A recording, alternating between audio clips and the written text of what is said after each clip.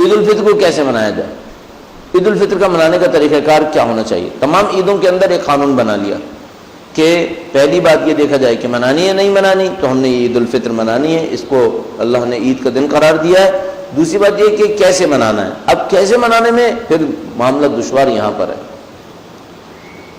کچھ لوگوں نے عید الفطر اس لیے منانا ہے کہ 30 دن جو رکاوٹیں تھیں وہ ساری رکاوٹیں اب ختم ہو گئی۔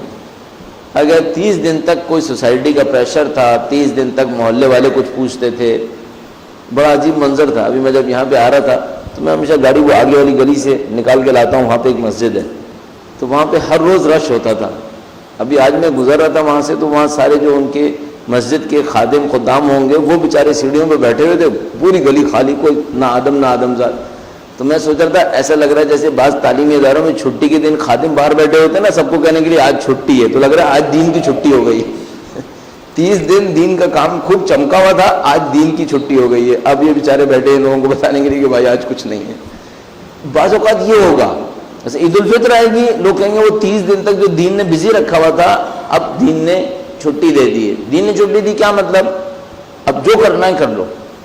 کم از کم کیا کرے گا؟ کم از کم یہ کرے گا کوئی نہ کوئی میوزک سنے گا۔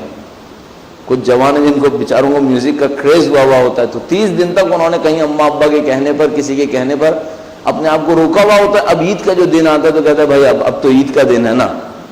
اب یہ نہیں سوچتا یہ عید کا دن ہے کیوں رکھا پروردگار عالم نے۔ ابھی دعائے وداع رمضان آج رات توفیق حاصل فرمائیے، صحیفہ سجادیہ میں جا کے دیکھیے، اسے پڑھیے، چند جملات ہم نے آپ کی خدمت میں عرض کیے تھے، اس میں جا کے دیکھیں تو مولا نے ایک جملہ استعمال کیا تھا اور ماہ رمضان کے لیے کہا تھا کہ اے دوستان خدا کی عید۔ مولا نے ماہ رمضان کو دوستان خدا کی عید تعبیر کیا تھا۔ بس یہ جو عید کا دن ہے وہ کس بات کے لیے عید کا دن ہے؟ بہت سادہ سے کلام میں اہل بیت سے نقل ہوا، بیان ہوا، فرمایا کہ یہ عید کا دن اس بات کی شکر گزاری کا دن ہے کہ خدا تو نے ہمیں 30 دن عبادتیں کرنے کی توفیق دے دی۔ اب میں خدا کا شکر بجا لاؤں تو وہ کیسے بجا لاؤں؟ آپ شکر بجا لائیے، جس سے خدا خوش ہو اس طرح سے شکر بجا لائیے، جس طرح سے آپ کو سمجھ میں آتا ہے کہ خدا خوش ہوگا اس طرح سے خدا کا شکر بجا لائیے۔ آسان طریقہ کار کیا ہے؟ ایسے کام سوچ لیجئے جو خدا کی خوشی کی خاطر ہونے چاہیے تھے اور معمولاً عام دنوں میں نہیں ہو پاتے، اسے عید کے دن کے لیے کر لیجئے۔ مثلا عام دنوں میں اعزاء اور اقربا سے ملنے کا موقع نہیں ملتا، عید کا دن بہت اچھا دن ہے، اعزاء اور اقربا سے ملیے۔ مثلا ایک اچھی رسم بعض خاندانوں کے اندر ہے، عید کے دن قبرستان جاتے ہیں، صبح میں، شام میں، اگلے دن، ایک دن 2 دن چھوڑ کر۔ ہمارے شہید فاؤنڈیشن کے ادارے نے بڑا اچھا ایک کام کیا ہوا ہے، ہر عید پر ہر شہید کی قبر پہ جا کے گلدستہ رکھ دیتے ہیں تاکہ ان کے بچے متعلقین آئیں اپنے شہید کی قبر پر تو پہلے سے گلدستہ رکھا ہوا ہوتا ہے، پھولوں کا گلدستہ، تو بڑا خوبصورت لگتا ہے کہ مثلا کوئی پہنچا بچہ اپنے باپ کی قبر پہ تو اس نے دیکھا کہ پہلے سے کسی نے میرے باپ کے لیے نام کو وہاں پہ صاف ستھرا کیا ہوا ہے، گلدستہ رکھا ہوا ہے۔ اس طرح کے چند کام بہت اچھے کیے ہیں ماشاءاللہ۔ تو آپ اس طرح کا کوئی کام نکالیے، مثلا عید کے دن میں اس طرح کا کوئی کام دیکھ لیجئے کہ جو عام دنوں میں نہیں ہو پاتا اس کو کرنے کی کوشش کر لیجئے۔ اور سب سے اچھا کام جو عید کے دنوں کے اندر مثلا ہونا چاہیے وہ یہ کہ ہم اور آپ سارے وقت ہی اپنی خوشی کے لیے کچھ نہ کچھ سوچتے ہیں۔ عید کا دن رکھیے دوسروں کو خوش کرنے کا، سوچیے دوسروں کو کیسے خوش کیا جا سکتا ہے۔ اب دوسروں کو خوش کرنے میں سب سے پہلے خود آپ کے خاندان کے لوگ ہیں، اپنے خاندان والوں کو خوش کیجیے، اپنے اہل خانہ کو خوش کیجیے کسی طریقے سے۔ اگر ہر روز موڈ خراب رہتا ہے، عید کے دن ذرا سا موڈ ہلکا کر لیجیے بھائی۔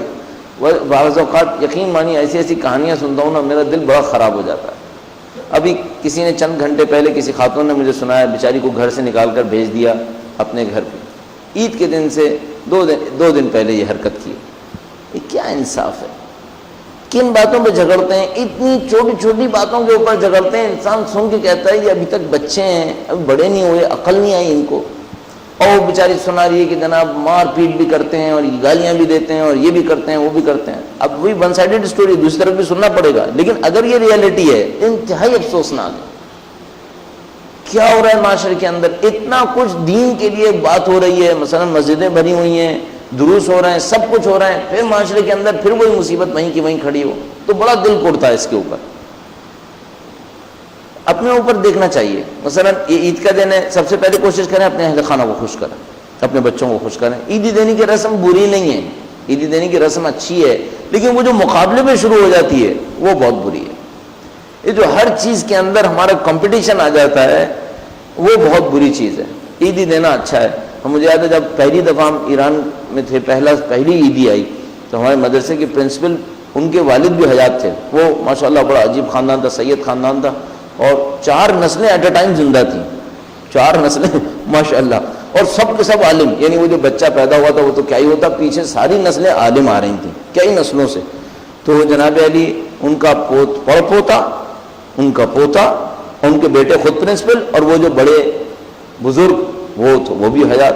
اور ہم نے خود دیکھا کہ ان کے بیٹے کے پاؤں میں درد ہوتا تھا تو وہ چل نہیں پاتا تھا، اور وہ بڑے میاں ماشاءاللہ خوب پوری توانائی کے ساتھ ادھر ادھر چل رہے ہوتے تھے، آگے پیچھے جا رہے ہوتے تھے، اور بڑی معنوی روحانی شخصیت تھی ماشاءاللہ۔ تشریف لائے مدرسے کے اندر، عید کا دن تھا، سب بڑے خوش ہوئے کہ جناب بزرگ ہستی تشریف لائیں۔ وہ آئے بیٹھے اور لوگوں نے بتایا جو پرانے لوگ تھے کہ عیدی دیتے ہیں یہ۔ ہم نے کہا اچھا بھائی بڑی اچھی بات ہے، کوئی بزرگوں سے عیدی ملے گی۔ بڑا خوبصورت طریقہ کار انہوں نے اختیار کیا۔ 5 تمان کے سکے لیے، اس زمانے میں بھی 5 تمان کی کوئی حیثیت نہیں تھی، آج تو خیر بالکل ہی کوئی حیثیت نہیں ہے، 1 روپے کے 15 تمان میرے خیال میں مل رہے ہیں آج کل۔ تو وہ 5 تمان کے سکے انہوں نے بہت ڈھیر سارے لائے تھے اپنے ساتھ، وہ ڈھیر سارے سکے لے کے انہوں نے وہ یوں کر کے بیٹھ گئے، اور مدرسے کے بچوں سے کہا کہ ایک آدمی گزرتا رہے، ایک سکہ اٹھاتا رہے اپنی عیدی کے طور پر، اور وہ اتنی دیر تک بیچارے یوں ہاتھ پھیلائے بیٹھے رہے، اور سب لوگوں کو اس طرح سے انہوں نے نفاست کے ساتھ عیدی دی۔ یعنی عیدی دینے میں بھی انہوں نے اپنا ہاتھ اوپر نہیں رکھا، بلکہ اس میں بھی اپنا ہاتھ انہوں نے نیچے رکھا۔ بڑا خوبصورت لگا مجھے کہ ماشاءاللہ کیا طریقہ کار ہے، اس میں بھی انہوں نے اپنی تواضع کا خیال رکھا، مدرسے کے طلاب کی ایک عزت اور رسپیکٹ انہوں نے اس کے اندر بچا کے رکھی۔ ایک اور بات یہ کہنا چاہوں گا کہ مثلا عید کے 3 دنوں میں آپ مختلف لوگوں کے گھر پہ جائیں گے، جو روٹین ہوتا ہے، مثلا میں اپنی والدہ کے گھر جاؤں گا، ممکن ہے کوئی میرے گھر آئے، پھر میں کسی کے گھر پہ جاؤں، 2-3 دن ایسے ہی گزر جاتے ہیں۔ کم سے کم ایک گھر ایسے جائیے جہاں آپ اپنی وجہ سے نہ جا رہے ہوں، خدا کی وجہ سے جا رہے ہوں۔ ایک گھر کو ایسا پکڑ لیں جس میں آپ اپنی وجہ سے نہ جاتے ہوں، مثلا میرا رشتہ دار ہے، میرا بھائی، میری بہن، یہ سب نہیں ہے، خدا کے کسی حکم کی وجہ سے جا رہے ہیں۔ مثلا مشورے کے طور پہ کہوں گا کسی ایک شہید کے گھر پہ جائیے، کوئی ایک شہید، ابھی تو دیکھو شہادتوں کا سلسلہ رکا ہوا ہے نا، تو تھوڑا سا معاملہ نرم پڑ گیا ہے، لوگوں کے ذہن میں نکل گیا ہے کہ میں بھی لائن میں ہو سکتا ہوں۔ جب باری چل رہی ہوتی ہے نا، پھر سب کو یاد رہتا ہے کہ ہاں یار میری باری بھی آ سکتی ہے۔ تو ایک کسی شہید کے گھر پہ جائیے، سنت بنا لیجیے اپنی کہ عید کے 3 دنوں میں ایک دفعہ کہیں نہ کہیں کسی شہید کے گھر جائیں گے، بچوں پہ ملیے۔ لکھا ہے مثلا ہمارے پاس روایتوں میں لکھا ہے کہ کسی ایک یتیم کے سر کے اوپر آپ ایک دفعہ اگر اللہ کی رضایت کی خاطر ہاتھ پھیریں تو جتنے ہاتھ کے نیچے بال آتے چلے جائیں گے ان تمام کی تعداد کے مطابق خدا آپ کے گناہوں کو معاف کرے گا۔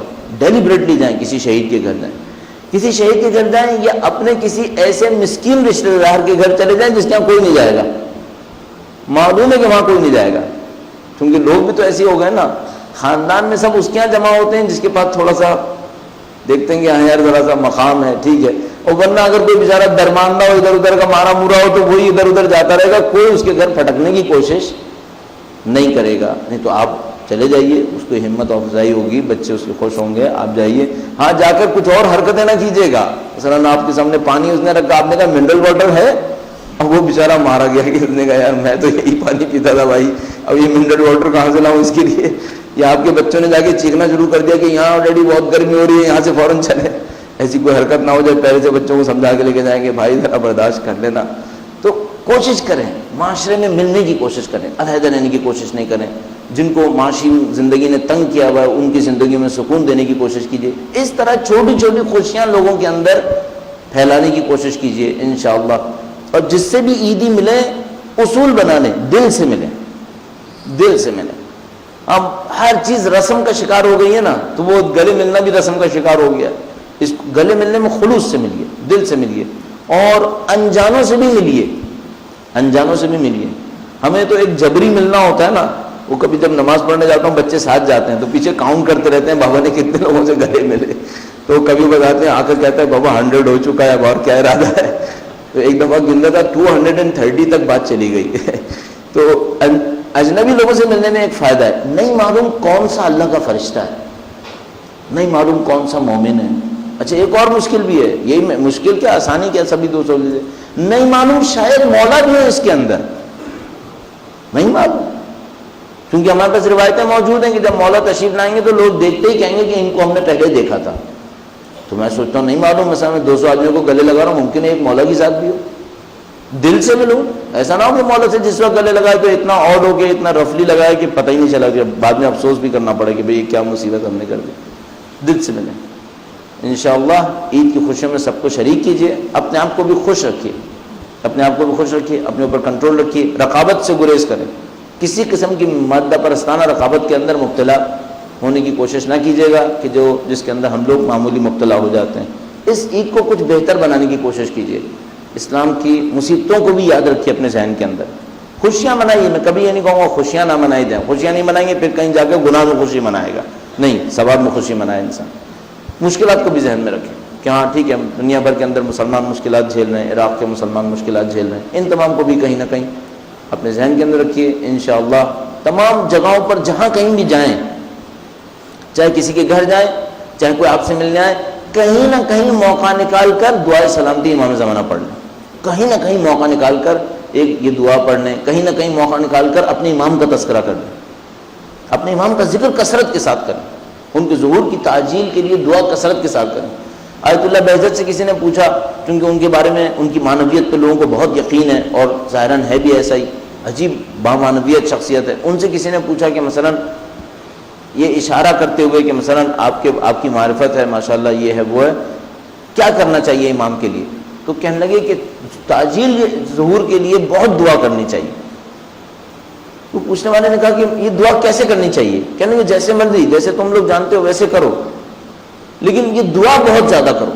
اب پتہ نہیں اس میں راز کیا ہے. خود بھی وہ جو میں انٹرویو ان کا پڑھ رہا تھا تو دیکھا کہ وہ کچھ بہت زیادہ اس کو ایکسپلین نہیں کرنا چاہ رہے کہ اس میں راز کیا ہے، کہ ہماری دعا کرنے سے کیا ہو جائے گا، لیکن کہا کہ کثرت کے ساتھ دعا کریں. تو آپ جہاں کہیں رشتہ دار ملیں وہاں پر امام کے وجود کا تذکرہ کریں، کچھ نہ کچھ ان کے بارے میں 2-4 جملات آپ بول دیں، سامنے والا سن لے. ہماری اور آپ کی محفلوں میں ہمارے امام کا تذکرہ ضرور ہونا چاہیے، کسی نہ کسی طریقے سے، کسی درود کے نام پر، دعائے سلامتی کے نام پر، مختلف طریقوں سے امام کے وجود مقدس کا تذکرہ ہونا چاہیے کہ ان کے ذکر سے انشاءاللہ نورانیت بھی ہے، ان کے ذکر سے ہماری وظیفے کی ادائیگی بھی ہے اور ہماری خوشیوں کا دوبالا ہونا بھی ہے. تو ہم آخر میں پھر ہم بھی کوشش کرتے ہیں کہ اپنے مولا کا تذکرہ کریں. ہمیشہ ذہن میں رکھیے گا غیبت ایک سزا ہے، غیبت ایک سزا ہے. اصل زندگی وہ ہے جو حجت کے ساتھ گزاری جائے گی. اصلی زندگی وہی زندگی ہے جو حجت کے ساتھ گزاری جائے، حجت کی یاد میں گزاری جائے. تو زندگیوں کو رخ دے دیں اپنے امام کے وجود کی سمت کہ ہمیں امام کا وجود چاہیے. عید کا چاند آپ نے شاید دیکھا نہیں دیکھا، دعا کی یا نہیں کی، لیکن جب بھی ایسا کوئی موقع ہے خوشی کا، خدا سے کہیے کہ خدایا خوشی وہ ہے جو تیرے نمائندے کے ساتھ ہوگی. باقی خوشیاں کم خوشیاں ہیں، ان کے آنے کی خوشی سب سے بڑی خوشی ہے. ان کے ساتھ سختی جھیلنے یہ بھی خوشی ہے. آیت اللہ احمدی میان جی بڑے پائے کے علم اخلاق کے استاد تھے، بہت بڑے بڑے علماء ان کے درس میں بیٹھتے تھے، بازار میں درس دیا کرتے تھے. بازار میں ایک مسجد کی چھوٹی سی اس میں درس دیتے تھے تو بڑے بڑے علماء اس میں آتے تھے. ایک دفعہ مدرسے تشریف لائے، انقلاب اسلامی کی سالگرہ کا دن تھا، جس دن انقلاب آیا تھا ایران کا. تو وہ تشریف لائے، اس میں انہوں نے ایک جملہ کہا، وہ مجھے جملہ بہت اچھا لگتا ہے، بہت خوبصورت جملہ کہا. کہنے لگے کہ وہ دن بہت اچھے تھے. اچھا وہ بہت آگے آگے چلنے والے علماء میں سے تھے جنہوں نے سختیاں بھی بہت اٹھائیں گی، آگے آگے رہنے والے علماء میں سے تھے. کہنے لگے وہ دن بہت اچھے دن تھے. اور فارسی میں کہتے ہیں تلخ بود شیریں بود. تلخ یعنی سخت بھی تھے، مثلا تلخ یعنی لہجے میں تلخ تھے، شیریں بھی تھے. پھر کہنے لگے تلخ شم شیریں بود، اس کا تلخ بھی شیریں تھا، اس کی مصیبتیں بھی اچھی تھیں بہت. پھر ایک واقعہ سنایا انہوں نے، بل لگے ہاتھوں ان کی یاد میں یہ واقعہ سنا دوں. کہنے لگے کہ وہ بڑی شدید فائرنگ ہو رہی تھی ایک رات، پولیس اور جوانوں کے درمیان بڑی زبردست ٹسل چل رہی تھی. انقلاب اپنے آخری دنوں کے اندر تھا، آنے ہی والا تھا اور آخری معرکہ ہو رہا تھا. تو کہنے لگے کہ ہم بازار میں تھے اور جوان ہمارے سامنے پولیس سے لڑ رہے تھے، فوج سے، اور یہ اور وہ، کہیں کوئی زخمی کہیں کوئی زخمی. تو ایک عورت کو دیکھا، کہنے لگے میں نے ایک بڑھیا کو دیکھا، وہ ٹیلی فون بوتھ کے برابر کھڑی ہوئی تھی. تو کہنے لگے میں اس عورت کے پاس آیا اور اس سے کہا کہ یہ وقت نہیں ہے آپ کے یہاں پہ ہونے کا، آپ جائیے کہیں پر. آپ کو ٹیلی فون بوتھ کے ساتھ کھڑا دیکھ کر مجھے بہت تعجب ہوا کہ اتنی فائرنگ ہو رہی ہے، اتنی ہلاؤ جلاؤ گھیراؤ ہو رہا ہے، اس میں آپ یہاں کیوں کھڑی ہیں؟ کہنے لگی کہ میں ٹیلی فون بوتھ کے سامنے سکے لے کے کھڑی ہوں اور ایک ایک جوان کو گزرتے ہوئے کہتی تھی سکہ لے لو، گھر فون کر دو کہ زندہ ہو، تمہاری ماں پریشان ہو رہی ہوگی. اس جذبے نے واقعاً زندگیاں تبدیل کی. یہ جذبہ تھا. وہ عورت اپنی جان خطرے میں ڈالی بھی ہے تو اس نے کہا آپ کا بچہ کہا ہے؟ کہنے لگے میں منتظر ہوں، میں منتظر ہوں، مجھے پتا ہے وہ صحیح ہوگا. یہ جذبہ ہے. وہ عورت اپنے بچے کو بھلا کر دوسری ماؤں کے درد کو احساس کرتے ہوئے بازار میں کھڑی ہے اور سکہ دے رہی ہے بچوں کو کہ گھر کو فون کر لو اور بتا دو کہ زندہ ہو، خیریت سے ہو. اس جذبے کو ہمارے اندر زندہ ہونا چاہیے اپنے قوم کے افراد کے لیے، اپنے امام کی نصرت کے لیے. انشاءاللہ خدا ہماری ہر دن کو اگر اس جذبے کے ساتھ ہوگا تو عید کا دن قرار دے گا.